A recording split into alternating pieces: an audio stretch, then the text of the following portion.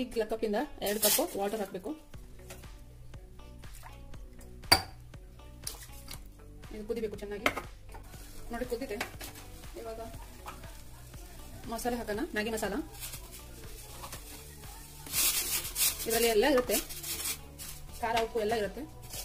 ಆಮೇಲೆ ಮ್ಯಾಗಿ ಇವಾಗ ಹಾಕಬೇಕು. ಅದು ಕುದಿಲಿ, ಚೆನ್ನಾಗಿ ಕುದಿಬೇಕು. ಮೇಲೆ ಎಲ್ಲ ಗುಳ್ಳೆಗಳು ಏಳಬೇಕು, ಬಬಲ್ಸ್ ಎಲ್ಲ ಬರಬೇಕು. ನೋಡಿ ಇವಾಗ ಬಂದಿದೆ. ಮ್ಯಾಗಿ ಎಲ್ಲ ಹಾಕೋಣ. ಒಂದು ಸ್ವಲ್ಪ ನೀರು ಇರಬಾರ್ದು. ಒಂದು 5 ನಿಮಿಷ ಮುಚ್ಚಿಡೋಣ. ಇವಾಗ ತೆಗಿಯೋಣ ಕುದಿದೋ ಇಲ್ಲ ಅಂತ. ನೋಡಿ ಬಂದಿದೆ.